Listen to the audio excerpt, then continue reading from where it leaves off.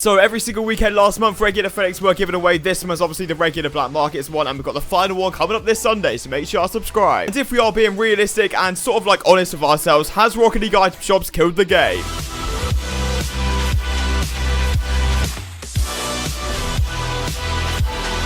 Alright guys, so welcome back to the channel, and about 2 years ago, this is where the item shop sort of like debates came into play. Obviously there was loads of stuff getting chucked in the shop, and 2 years later, we are going to be making a massive review, obviously of the white octane now being in the shop. It's ridiculous, but of course, 1,000 thumbs up for more stuff like this, and yeah, let's jump straight into it. Quickly before we do jump into this video, I'd love to give a huge shout out to the fan favorite sponsor on the channel, Aoa.com. So I've been working with these guys for several years now, and they're the fastest and most reliable place to pick up any Rocket League item, and by using the code in the description, you are going to get yourself 6% off every single purchase. We're going to be doing it from the very start. I don't actually know what the list was, but I basically made a top 10 of what the item shop did. So obviously the first one was going to be the 20XX, which honestly I don't feel like has affected it too much realistically, you know, years later. Yeah. So on the spreadsheet right now, it's really not that deep. You know, it's got up 100 credits, so to be fair, not too bad at all. The Black Dread and Dragons was at the number 9 spot. Obviously, all of these, like, first ones aren't going to be that significant because the last one's obviously going to be, like, the White Zombies and obviously the White Octane with full-time graph on that. Yeah, you can obviously see it wasn't, it didn't have a price. And now, yeah.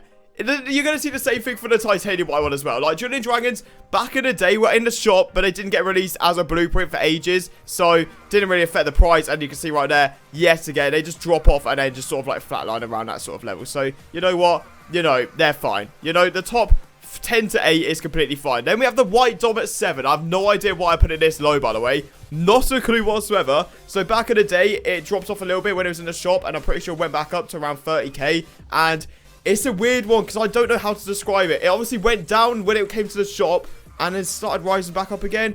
Maybe the item shop affected the White Dom a little bit, I guess, but it's still ridiculous in price. Obviously, yeah, the Reapers, I don't need to say anything. They could literally return to the shop every week and still be worth hundreds of thousands of credits. Obviously, lying on the spreadsheet now.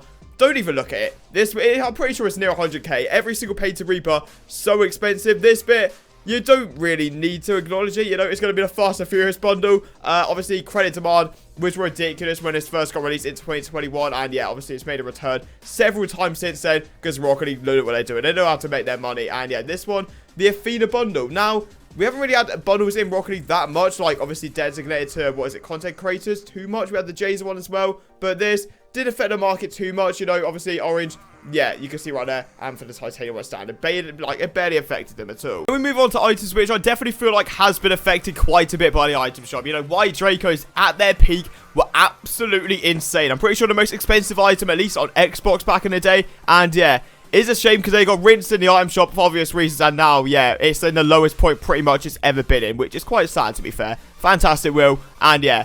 The next up's going to be the White Fennec. You saw it coming from a mile away. This thing 100% has been killed from the shop. Despite the fact that you could just see, oh my god, look at that full-time graph there. But yeah, it was 3k 2 years ago. Now I'm pretty sure, yeah, it's at around 1.5. It's near the lowest it's ever been in its life, which is just ridiculous. And then finally, it's going to be the White Zomba. This thing 100% got killed by the shop. So on this list, there's a handful of items that didn't really get affected too much. You can see right there, it was 2,000 credits 2 years back. And would you look at it?